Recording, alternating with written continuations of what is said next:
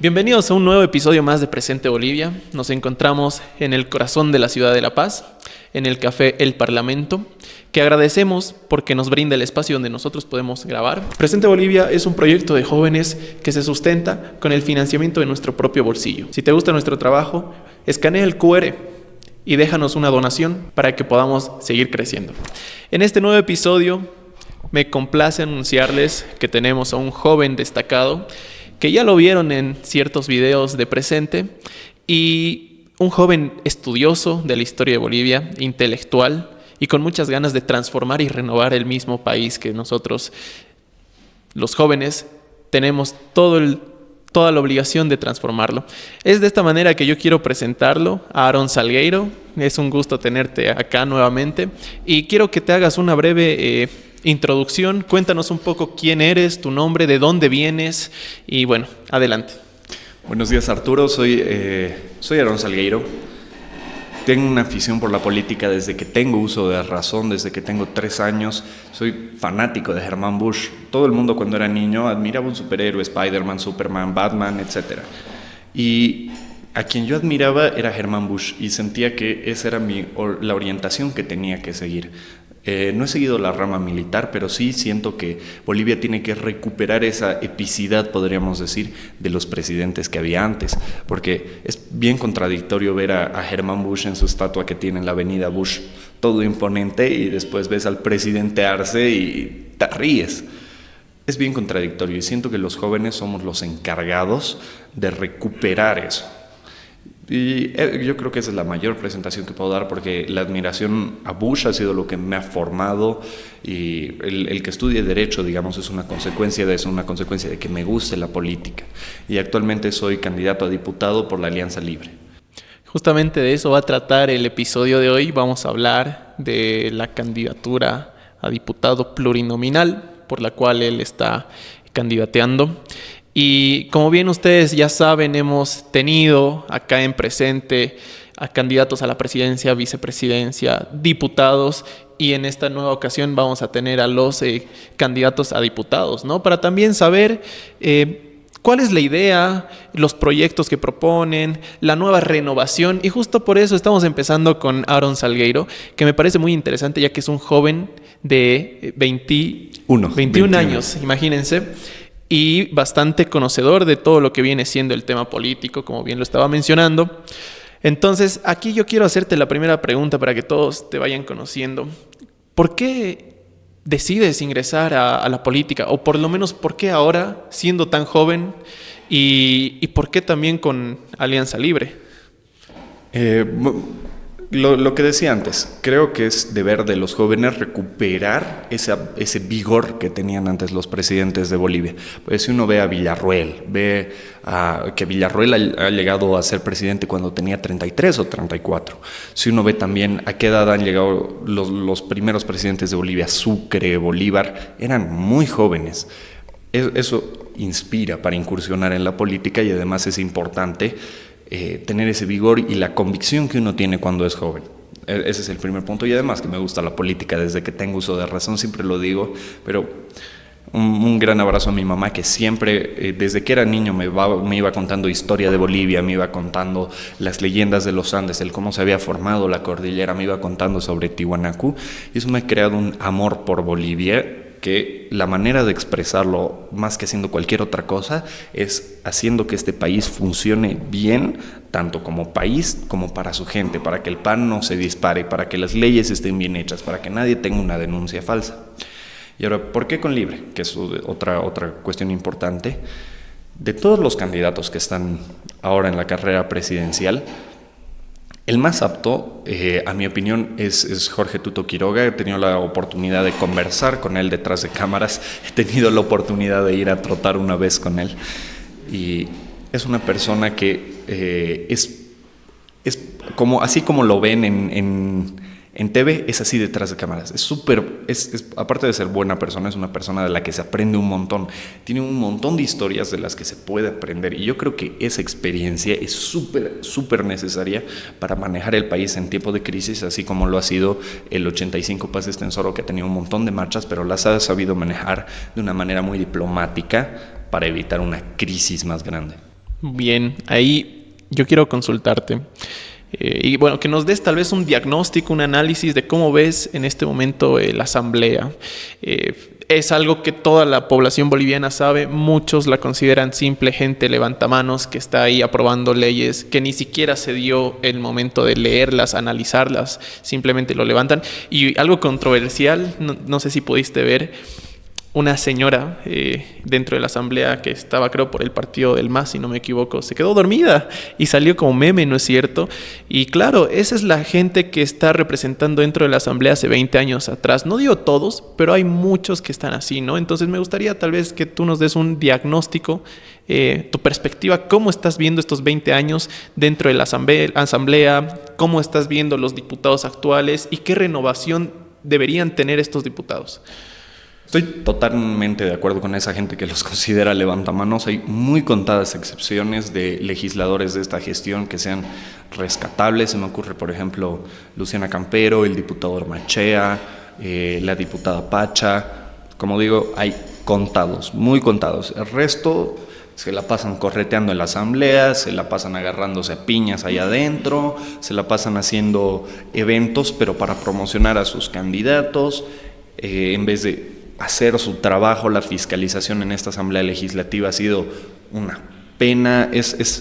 Y justo comparaba en un video que grababa el otro día para TikTok, no comparaba, pero me inspiraba más en la gestión de Edmundo Salazar en comparación con los legisladores de ahora, que ha sido un legislador del ADN, que estaba durante la legislatura del 85 en adelante, que ha investigado el caso Huanchaca, el caso de narcotráfico que acabaron asesinando a Noel Kempf Mercado porque fue a hacer cosas propias de su profesión a Huanchaca, un parque, a lo que ahora es el parque Noel Kempf Mercado, un área de biodiversidad protegida, donde había un asentamiento de narcotráfico y lo asesinaron junto con sus acompañantes.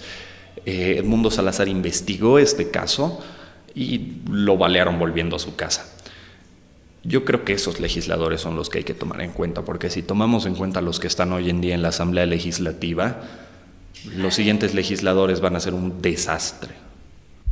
Y cómo, bueno, en estos 20 años, por ejemplo, ya sea de buena manera o de mala manera, según tu opinión, ¿qué leyes crees que deberían derogarse o al mismo tiempo reformarse de manera urgente por la crisis que atravesamos o simplemente por el bienestar de la nación? No son leyes que se hayan creado específicamente dentro de estos 20 años, también hay leyes muy antiguas que tienen que reformarse.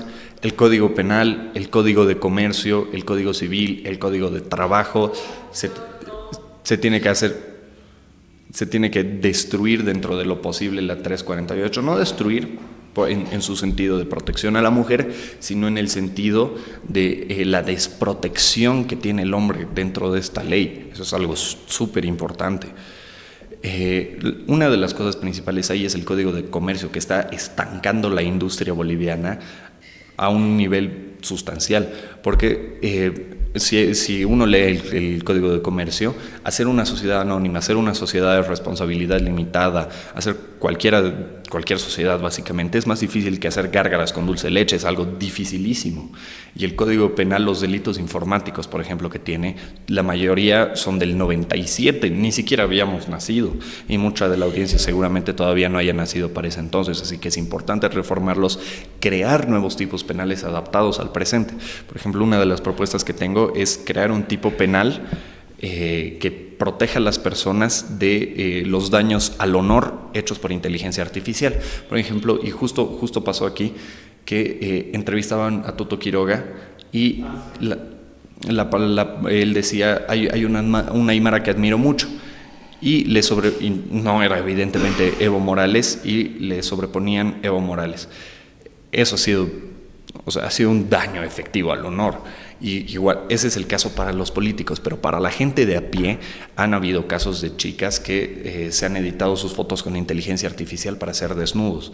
Para proteger a la gente de ese tipo de cosas, se tiene que crear un tipo penal respectivo a eso, a los daños al honor con la inteligencia artificial, muchas otras cosas, pero adaptado al mundo moderno. También se tiene que hacer volar, y lo hablábamos en la tertulia, sobre la ley Avelino Cignani. una ley que no tiene ni pies ni cabeza, podría llamarse perfectamente ley de adoctrinamiento masista y el nombre estaría correcto. Justo quiero hacer ahí un paréntesis efectivamente con el tema de la inteligencia artificial. Te cuento y les cuento a todos que hace 4 días atrás aproximadamente nosotros hemos hecho una entrevista con Carlos Mesa, y salió por estafa un video en Facebook que empezó a circular donde me ponen con inteligencia artificial a mí otras cosas. Entonces empiezan a decir otras cosas, diciendo que si ingresas a una app y todo vas a ganar cierto monto de dinero, ni siquiera bolivianos, en bolívares. Entonces a Carlos Mesa también le pusieron otra voz con inteligencia artificial. Y eso es cierto. Aquellas personas que han visto ese video, por favor, no entren en esos links. Es totalmente falso. Esa entrevista fue totalmente editada a través de la inteligencia artificial. Pero bueno, volviendo con el tema, tú tocaste las propuestas que tienes. Cuéntanos un poco cuáles son esas propuestas de ley que ya vas pensando, tienes en mente que se podrían dar si es que tú llegas a ser diputado, ¿no? La primera y más importante es la reforma del Avelino Cignani. Es algo que se va a reformar sí o sí, y no soy el único que lo está proponiendo, se propone desde el plan de gobierno, pero teniendo en cuenta que he salido del colegio hace no mucho, hace 3 años, considero que he entendido lo suficiente el sistema educativo como para saber qué está mal. Y hay varias cosas, hay un montón de cosas que están mal.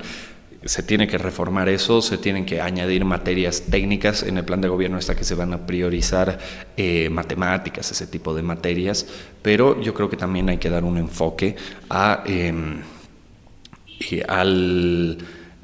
artes, porque Bolivia es un país que tiene un potencial artístico increíble, basta con ver a Alfredo Laplaca, etcétera.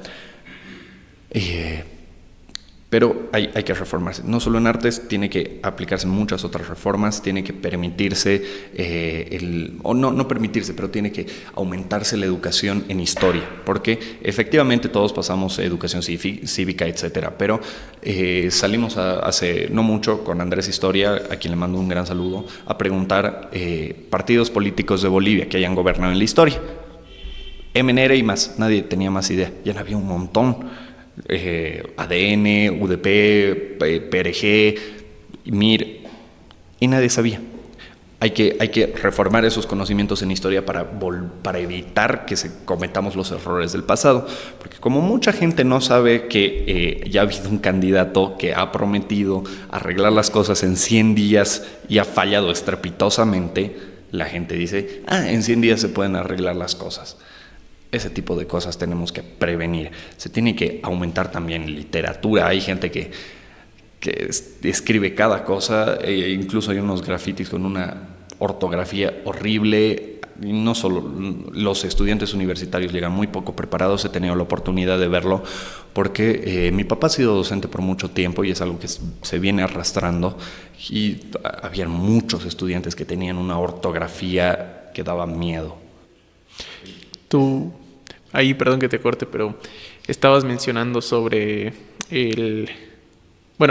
las propuestas que estás dando. Primero, el de la ley Avelino Cignani, son también propuestas para jóvenes estudiantes, justamente, porque no olvidemos que uno de los pilares fundamentales en los cuales se tiene que hacer cargo el Estado es la educación, ¿no? Y para que haya de crecimiento, desarrollo y demás, tenemos que tener una buena educación, ¿no es cierto? ¿Y tienes alguna otra propuesta para los jóvenes, por ejemplo? Totalmente. O sea, junto con eso de la reforma del Avelino Cignani, que se enseña la Constitución, que se enseña algo de derecho, porque eso es importante para después que la gente sepa cómo hacer sociedades anónimas, sociedades de responsabilidad limitada, que eso genera flujo económico dentro de un país. Por lo tanto, reforma del Código de Comercio. Como decía antes, hacer una sociedad anónima o hacer cualquier tipo de sociedad es dificilísimo, es inentendible.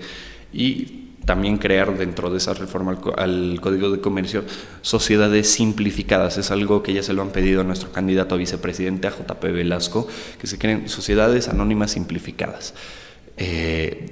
Yo propongo, por ejemplo, sociedades gremiales, que sean, por ejemplo, que un montón de caseras puedan juntarse de un mercado porque van a tener propiedad, que se junten, que creen dentro de su mercado una sociedad para que se repartan las ganancias, para que si alguna le va un poco peor, poder ayudarse entre todas con las ganancias, con los dividendos, digamos, de sus respectivas participaciones dentro de esa sociedad, y que vayan creciendo, creciendo, creciendo, y después entre todas puedan volver a su mercadito un supermercado, o puedan volver su mercadito, después puedan volverlo un comercio de otro tipo, pero ya en conjunto. Ahí me estabas tocando el tema de los 100 días. Es totalmente cierto. Yo coincido contigo en el tema de que hay que saber la historia, ¿no? Para no repetirla. Y justamente es un pequeño pantallazo. No olvidemos que el tema de los 100 días ya fue implementado por Hernán Siles Suazo, el cual él prometía que en 100 días la estabilidad económica iba a aparecer y demás. ¿Y qué es lo que sucedió? Y nuestros padres, abuelos, hasta bisabuelos conocen esos temas. La UDP, la crisis de la UDP. 3 años donde el país estuvo en las peores en el tema económico. ¿Tú crees que realmente estos 100 días que están planteando Samuel Doria Medina sea lo mismo? ¿Tú crees que recaiga de esa manera? O sea, ¿en los 100 días realmente se podría hacer maravillas o se volvería a lo que pasó en la historia boliviana con el tema de la UDP? El gobierno de Samuel Doria Medina no va a durar 100 días si entra. Se va a levantar medio mundo, porque para el gobierno que tenga que entrar ahora va a tener que tener los pantalones bien puestos, va a tener que ser un gobierno súper firme, porque es lo que se requiere. Cualquier levantamiento en el Chapare va a requerir cierto nivel de represión, que es lo que en buena medida, de hecho, ha producido el alza de precios. O sea, también van a haber un montón de movilizaciones, todos los sectores van a estar en contra. Ahora, es verdad que la gestión de Hernán Siles Suazo dentro de la UDP es muy menospreciada, porque en el tema económico es verdad que ha sido un desastre, en el tema social ha sido un poco mejor. Ahora, hay que tener en cuenta también que la UDP era una mezcolanza de partidos de izquierda, y dentro de eso había varios partidos que estaban afiliados a la Internacional Socialista, como ahora está Unidad Nacional. Hay que tener todas esas cosas en cuenta, pero el factor definitivo va a ser la firmeza que tenga el gobierno. En 100 días, efectivamente, y con el plan de gobierno, su plan es básicamente decir: tengo un plan. Nadie sabe cuál es el plan, pero tiene un plan, y eso lo repite hasta en los debates, que me parece preocupante. Así que eso es lo que hay que analizar, la firmeza de un gobierno en realidad con su propuesta económica. Tocando un poco el tema de Alianza Libre, ¿qué propuesta libre es? ¿Una propuesta liberal, progresista, conservadora, transversal? ¿Dónde se ubica ideológicamente? El plan de gobierno dice que es una alianza de centro, es algo en lo que yo difiero, porque su orientación es claramente liberal. Por ejemplo, hacer volar ministerios es algo que tiende más hacia lo liberal. Reducir impuestos y simplificar el esquema tributario es algo que tiende más hacia lo liberal. Hay muchas otras propuestas. Mucha gente dice que tiende hacia izquierda por el tema de los préstamos, pero los préstamos es algo más capitalista que la palabra. La mayor parte de las empresas tienen préstamos, porque los préstamos es lo que se requiere cuando hay un momento de crisis para pasar el bache y después ya pagas. Ahorita estamos relativamente ahogados en créditos, pero si no recuperamos si no tenemos nuevos créditos, no vamos a poder volver a poner el país en marcha. Es como que alguien tenga la espalda rota, alguien que trabaja para alimentar a su familia, y no va a poder trabajar si tiene la espalda rota. Por lo tanto, necesita un préstamo para sanar su espalda, para dar de comer a sus hijos, y después volver a ponerse en marcha, trabajar y pagar esa deuda. En estas elecciones 2025, recuerda votar de manera consciente. Esto implica reconocer la importancia de tomar una decisión que durará 5 años. Infórmate sobre los candidatos y sus propuestas de gobierno. No difundas información no verificada. Vota consciente y construyamos un país del que todos los bolivianos estemos orgullosos. ¿Cuál es tu ideología? ¿Estás allegado con lo que mencionas de Libre? Por ejemplo, te estás mencionando que Alianza Libre se va más por lo liberal. ¿Tú compartes eso o cuál es la ideología del candidato a diputado Aaron Salgueiro? En el sentido de Libre, efectivamente tengo un componente de libre mercado en mi ideología muy fuerte, pero sin embargo yo creo que prima un nacionalismo. Yo creo que la unión como bolivianos es lo único que nos puede sacar de esta, porque ahorita hay muchas divisiones. Sí, yo creo que si vamos a preguntar ahorita a la calle, la mayor parte de la gente dice que es mejor cambiar a los chapareños por gasolina que sacar préstamos para comprar gasolina. La división entre bolivianos es muy fuerte. Así que la única ideología básicamente que nos puede sacar de esto, en lo económico, es el libre mercado. Y en lo social político, digamos, es el nacionalismo, es un amor a Bolivia. Porque si uno no ama lo que quiere, lo trata como cualquier cosa. Si nosotros no hacemos nuestra bandera, la pisaríamos, le haríamos lo que sea. Y eso es lo que pasa con la gente que no quiere. Y esa bandera es un símbolo del Estado, de lo firme que tiene que ser. No digo firme en el sentido de grande, sino en el sentido de la institucionalidad que tiene que tener. Porque eso es otro componente que tiene Bolivia, que en lo que está muy mal, que es la falta de seguridad jurídica. ¿Qué es nacionalismo? Porque claro, tú mencionas eso y de seguro muchas personas se van a cuestionar, ¿no? Y van a asociarlo con el fascismo o probablemente con el nacionalsocialismo de Alemania de Adolf Hitler. Entonces, ¿qué es el nacionalismo?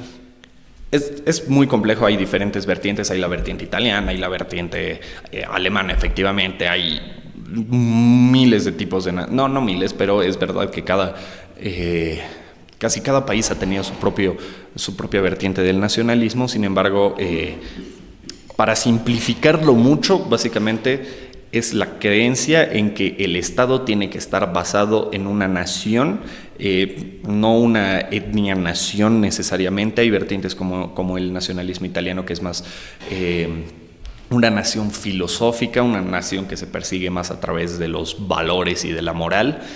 Es algo muy complejo que daría para una charla entera. ¿Tú crees? Me gustó mucho lo que dijiste, buscar la unidad de los bolivianos, es cierto.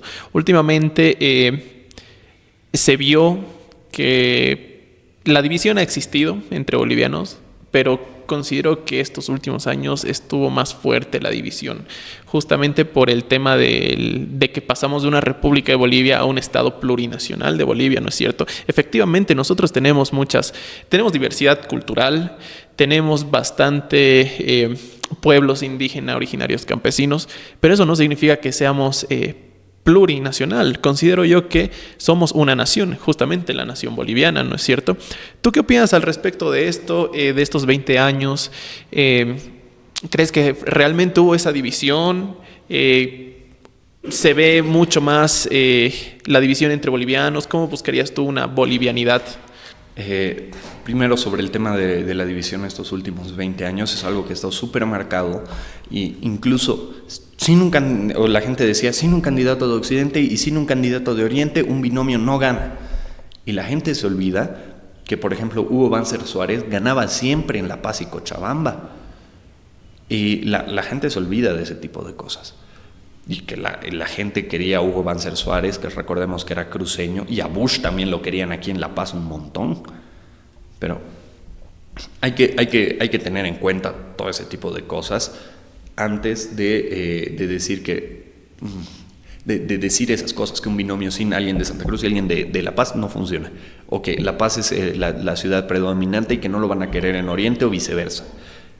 Y la división ha sido efectivamente fuerte. Yo creo que el detonante ha sido el caso del Hotel Las Américas.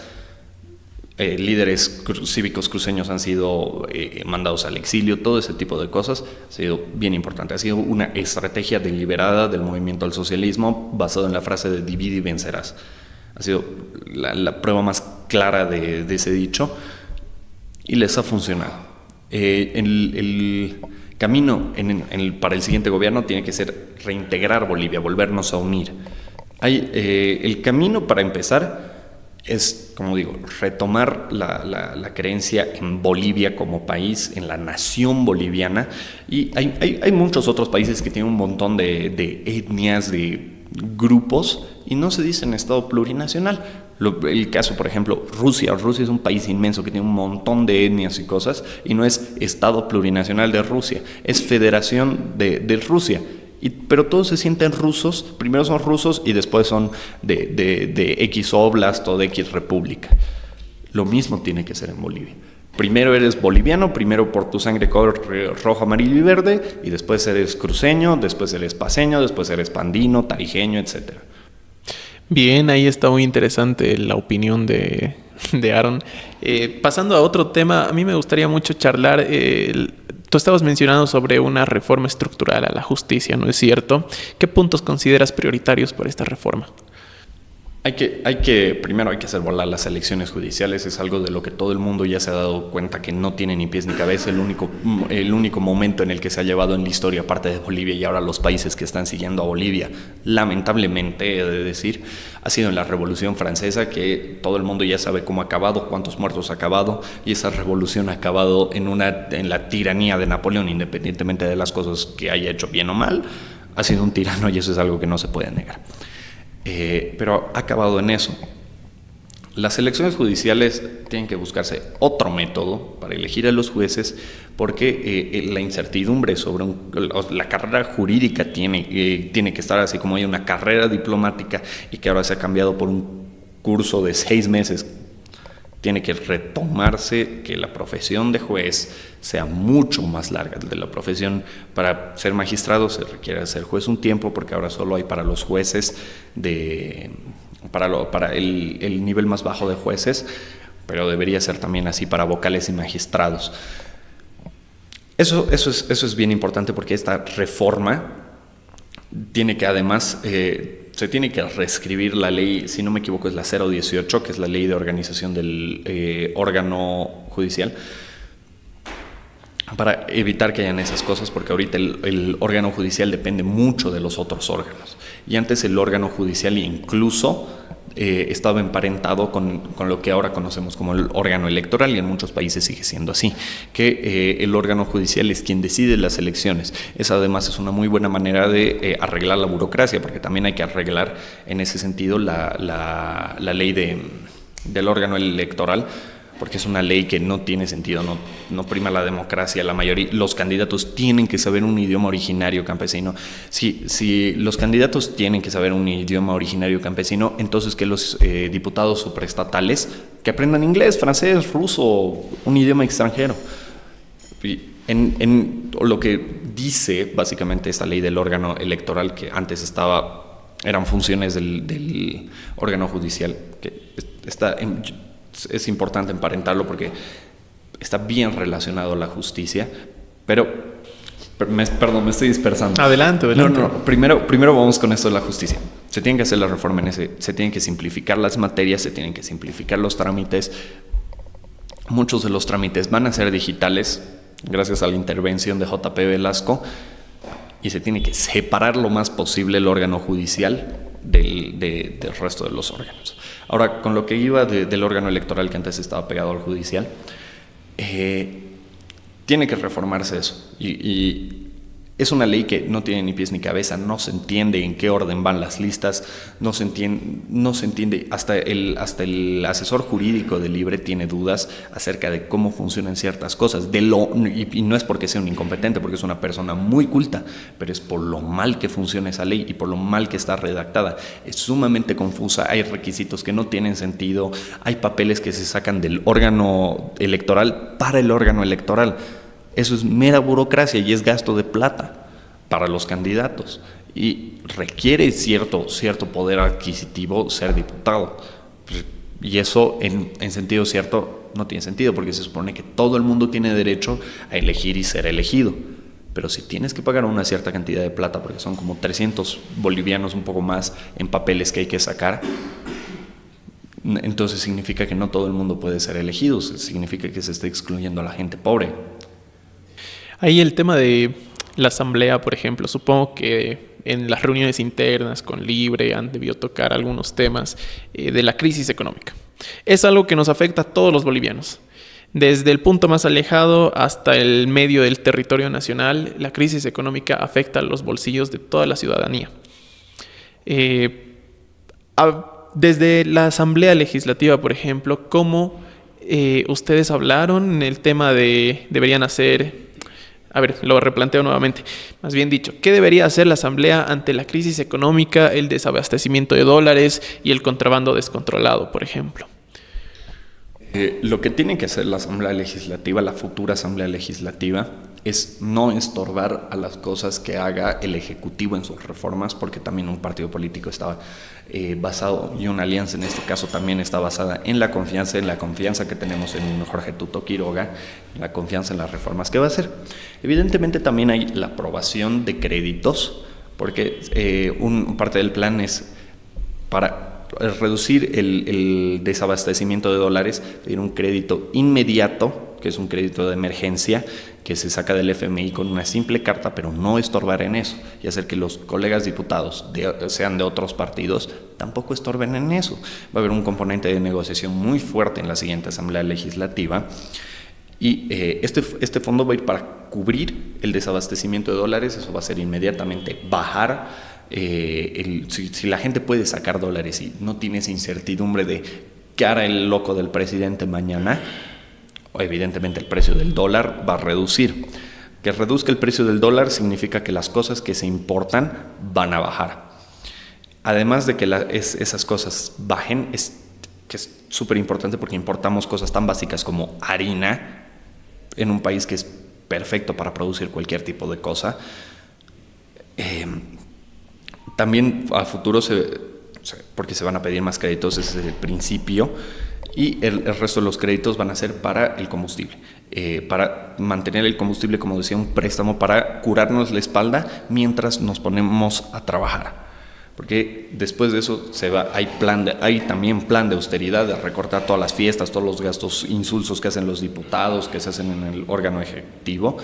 Se va a recortar eso, pero primero se necesitan esos créditos para crear un puente de estabilidad, para que la gente esté tranquila, para que los precios no suban, para que haya combustible, haya pan, porque hay muchas cosas igual que han dejado de haber.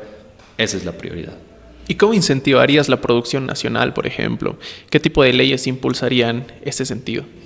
Lo que decía hace un momento, justamente la reforma del Código de Comercio y la reforma del Código Tributario son súper importantes, porque bajar los impuestos que ahorcan a los empresarios, y es un sistema inquisitivo, es más ver cómo le saco plata. Impuestos nacionales es más parecido a una mafia que a cualquier otra cosa.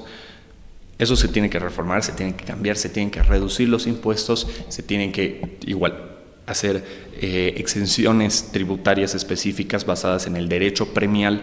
Sí, eso existe actualmente, pero no funciona muy bien. Pero, por ejemplo, a emprendimientos ilustres o innovadores, una exención tributaria más alta. Ayer hablaba en el canal Virgen de Copacabana justamente acerca de un emprendimiento en el Alto que le vende energía a Ende. Esa clase de emprendimientos, y todo con energía limpia, esa clase de emprendimientos tienen que ser priorizados, tienen que tener mayores exenciones tributarias, que de por sí ya se van a rebajar los impuestos. Eso es una parte. Y la otra parte es la que mencionaba del Código de Comercio. Porque si nos juntamos nosotros a hacer una sociedad, nos va a costar, es algo bien complicado, y normalmente se requiere asesoría de una persona externa, de alguien que esté muchísimo más especializada en el área comercial, y nosotros dos estudiamos Derecho. Por lo tanto, eso se tiene que simplificar al máximo como para que lo entienda incluso una persona que no estudie Derecho. Por eso es que hay tantos estudiantes de Derecho, porque se requiere Derecho para todo. Efectivamente, es importante conocer el Derecho y nadie puede alegar desconocimiento de la ley, pero cosas tan sencillas como abrir no es sencillo, pero abrir una sociedad comercial lo debería poder hacer cualquier persona. Y si les preguntamos a los estudiantes de Ingeniería Comercial, de Administración de Empresas, que son los que van encaminados hacia ese lado, lo más probable es que no tengan ni idea. Siguiendo con el tema de la economía dentro del país, yo quiero saber primero tu opinión y luego tal vez hacer un contraste con lo que hablan en Libre, por ejemplo. ¿Tú crees que el modelo económico actual se debería mantener, reformarse o tal vez cambiarlo radicalmente? Eso es muy interesante porque justamente Andrónico Rodríguez dice que va a reformar el modelo y no sé qué cosa, y que ha tenido algunos errores. Todo lo que ha tenido este modelo económico han sido errores, es error sobre error, sobre error, sobre error, sobre error. No hay otra manera de ver este modelo económico, porque eso es que hay falta de combustible, falta de dólares, falta de comida, subida de precios. No hay una sola cosa económica que esté bien en el país. Turismo, mal. Producción, mal. Producción agropecuaria en específico, mal. Producción eléctrica, mal. Exportación de lo que sea, mal. Se tiene que reformar. Incluso hasta el modelo el nombre del modelo económico suena chistoso. Y me gusta cómo lo dice Tuto Quiroga, que le dice el modelo socioproductivo astroplanetario. Porque tiene un nombre bastante largo, ¿no es cierto? El modelo económico, social, comunitario, productivo, así se llama. Me gustó mucho que tocaste el tema del turismo. Hablemos un poco de eso. Bolivia es rica en naturaleza, los valles, llanos y demás. ¿Cómo fomentarías vos el turismo, por ejemplo? Esa es otra propuesta que tengo, que le estoy estructurando mejor, pero un proyecto de ley para que las casas con aspecto, digamos, colonial, entre comillas, pero con el estilo propio del centro de la ciudad paceña, como vemos aquí, pero para aquí de La Paz, tengan mayores exenciones tributarias para reformar esas casas. Y así, que quieres irte a París, pero es muy caro, te vienes a Bolivia y está bonito, te vienes a La Paz en específico, te puedes ir también a Chuquisaca. Eso es primero. Después hay que fomentar la seguridad, porque ahorita la falta de seguridad, no solo en el sentido de seguridad jurídica, sino porque además los bolivianos tratamos muy mal a los turistas, y eso es algo que es fácil de ver. Solo falta con ver cómo se ha tratado a Luisito Comunica cuando ha venido a Bolivia. Eso se tiene que reformar, se tiene que crear una ley específica, se tiene que evitar el bloqueo de caminos a través de tipos penales, como dice el Estatuto de Roma, tipos penales bien draconianos, porque de otra manera los bloqueos van a seguir y perjudican a todo el mundo, pero también entorpecen el turismo, que como diversificación de la economía es algo que Bolivia puede hacer muy bien, y tiene de todo. Tiene desde las selvas más densas con animales que no existen en ninguna otra parte del mundo, y en poco más de un día de viaje puedes estar en el espejo más grande del mundo, en el Salar de Uyuni, y en horas puedes estar en Sucre viendo una ciudad hermosa, y lo mismo, en horas o un poco más de viaje puedes estar en Santa Cruz viendo una ciudad súper moderna, comiendo cosas deliciosas, y después te vienes a La Paz a ver historia. Y así puedes ir recorriendo toda Bolivia, y después te puedes ir a Cochabamba a comer algo delicioso, y después a Tarija a tomar vino, y después a Potosí a hacer andinismo, o a Oruro. El potencial está ahí. Lo que hay que hacer es prohibir los bloqueos, fomentarlo a través de una ley específica, reduciendo también los impuestos, porque eso es algo bien importante, haciendo que los embajadores hagan una promoción real de Bolivia como país, como destino cultural y turístico, que es algo que el jefe de campaña de Libre ya ha hecho, el doctor Luis Vázquez. Cuando él ha sido embajador, ha hecho eso, ha hecho una exposición en el British Museum acerca de Bolivia, y hasta ahora tiene en su oficina una bonita máscara de diablada que se expuso ahí. Ese es el tipo de cosas que tienen que hacer nuestros embajadores, no ir a paltear, ir a gastarse toda la plata que les dan, que ganan una buena plata, pero con una razón, que la usen para ese tipo de cosas, para promover el turismo hacia Bolivia, no hacer experimentos, no ir cambiando la marca país cada 10 minutos, esas cosas son bien importantes. ¿Tú qué opinas el tema de República de Bolivia y un Estado plurinacional de Bolivia? ¿Volverías a la República de Bolivia? Bolivia ya es una república, pero como nombre tiene que ser una república.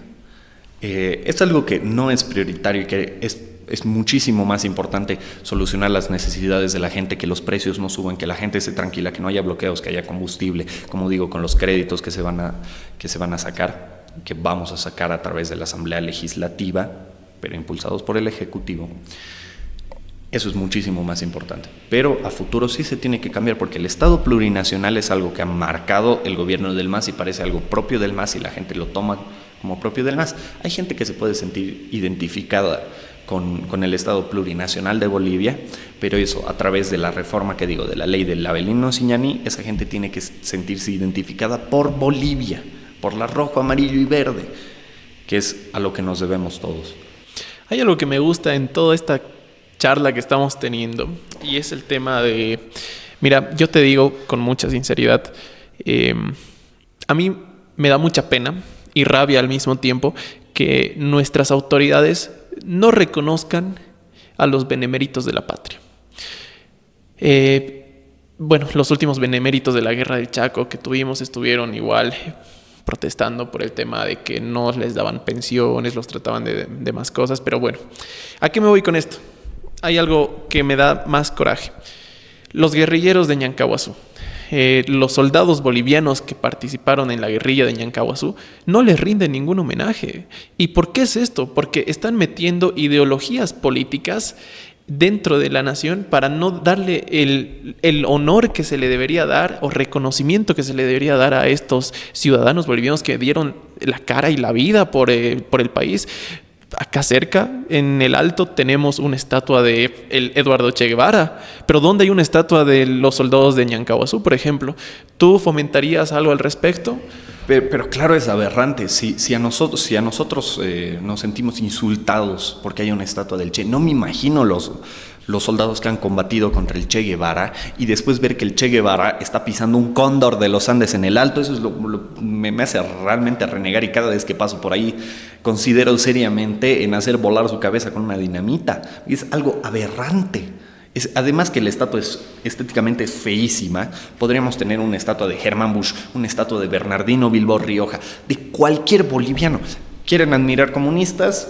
Admiren comunistas, cada quien es libre de tener su ideología, pero no al Che Guevara. El Che Guevara ha sido un terrorista. Hay comunistas bolivianos o gente con orientación de izquierda bolivianos, como por ejemplo Guillermo Lora, y venir, o Juan Lechino Kendo, que ha sido el dirigente de la COP, y en vez de eso tenemos ¿a quién? A la estatua del Che Guevara, un terrorista que ha venido a matar bolivianos. Es lo más aberrante que le ha podido pasar a este país.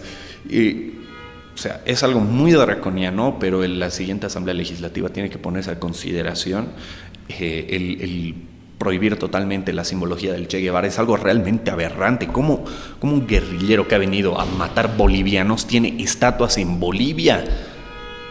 Es como que le hagamos una estatua al presidente de Chile de la Guerra del Pacífico o alguno de sus generales. No tiene sentido. Así es, eso es muy cierto. Y considero que es un punto que a toda la población boliviana le da rabia y coraje, ¿no es cierto? No rendirle el homenaje que se le merecen a estos héroes nacionales. Ya pasando al siguiente punto, y ya para ir también cerrando esto, sabemos muy bien que vivimos en democracia. Bueno, en democracia. Y un pilar de la democracia es la participación ciudadana, ¿no es cierto? ¿Tú qué herramienta usarás para comunicarte con los ciudadanos de manera constante y de manera transparente, por ejemplo, si llegaras a ser diputado? Lo he dicho antes y me encanta decirlo porque es algo que realmente me gusta. Nada de ir aquí a la Asamblea Legislativa, que está aquí al lado, alzado como Andrónico Rodríguez en su camionetota blindada. A la Asamblea Legislativa a representar al pueblo se va con el pueblo, caminando en puma, en teleférico, en minibús, en bus, pero con el pueblo. Nada de autos privados, ni siquiera taxi. Alguna vez me tocará ir porque seguramente que haya sesiones que sean muy tarde o salir de una sesión muy tarde, pero en condiciones normales, a pie, en minibús, hablando con el pueblo, charlando con el pueblo, y siempre invito a la gente, si me ve en la calle, o si necesita, o si es de otro departamento, incluso si no es de mi ideología política y quienes deberían representar a esa persona no lo están haciendo, esa persona está cordialmente invitada a exponerme sus necesidades, me ve en la calle, me ve en el transporte público, por mis redes sociales, para que exponga las necesidades de esa persona en la Asamblea Legislativa para poder solucionarlas, para poder fiscalizar lo que las preocupaciones de esa persona sobre corrupción. Así que si alguien me ve en la calle, en el transporte público, está cordialmente invitado a exponerme eso. Y comentanos así rápido, como joven ya eres bastante reconocido, por lo menos veo yo en la ciudad de La Paz. Y claro, también eres una imagen de renovación. Es muy interesante ver a un joven de 21 años que se está lanzando como candidato a diputado, porque son muy contados los jóvenes que están yendo a candidatear estos puestos, ¿no es cierto? A nivel nacional en general. ¿Cómo fue tu interacción con la gente? ¿Hablaste con alguien por la calle sobre esto? ¿Ya te reconocen? ¿Cómo te trata la gente?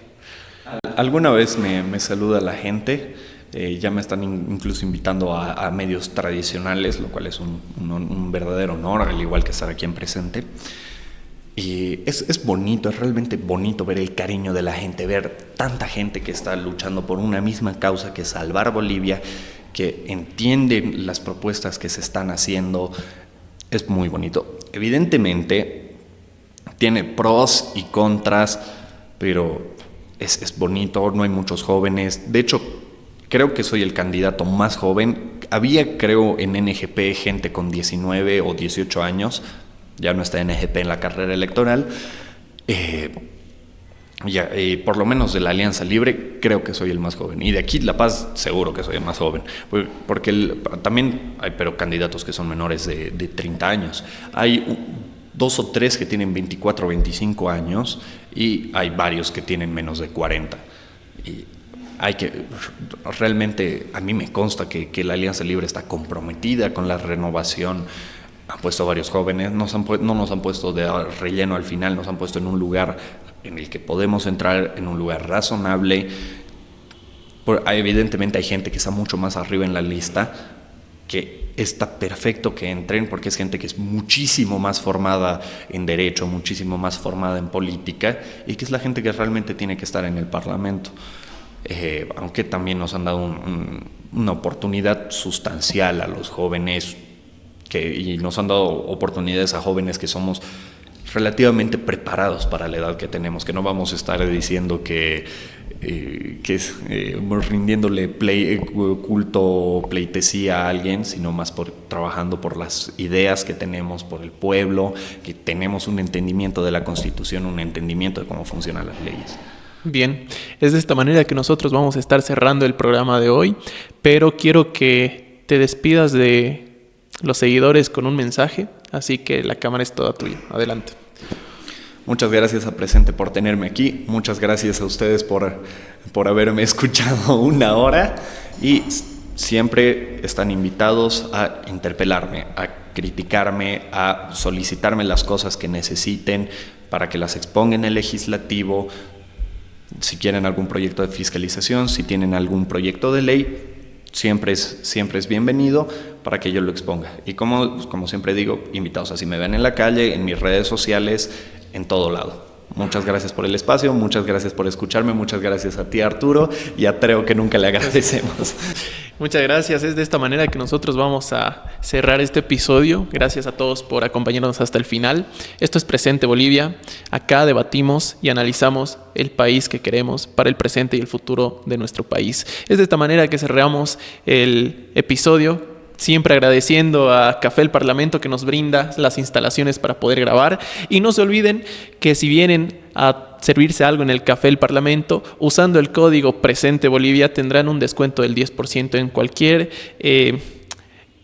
ítem, bebida y demás que se sirvan en el café. Aaron, yo te quiero felicitar como joven. Realmente es un gran paso el que estás dando, y que sea para el bien, y de todo corazón yo te digo que gente como tú, amante de su país, amante de su nación, esté involucrada tan joven en Bolivia para ver una renovación, y siempre con la meritocracia, que es algo que yo lo valoro mucho. Así que te deseo todo lo mejor y sigue adelante. Así cerramos esto y nos vemos en una próxima. Este episodio es traído a ti por Presente Bolivia, un proyecto social liderado por jóvenes, con la misión de brindar espacios de diálogo y opinión que empoderen a la juventud boliviana en los ámbitos social, político y cultural, con la finalidad de construir una Bolivia próspera. Somos un medio completamente independiente que apunta a la imparcialidad, el apartidismo y acercarnos lo más posible a la verdad. Gracias por quedarte hasta el final y no dejes de escuchar.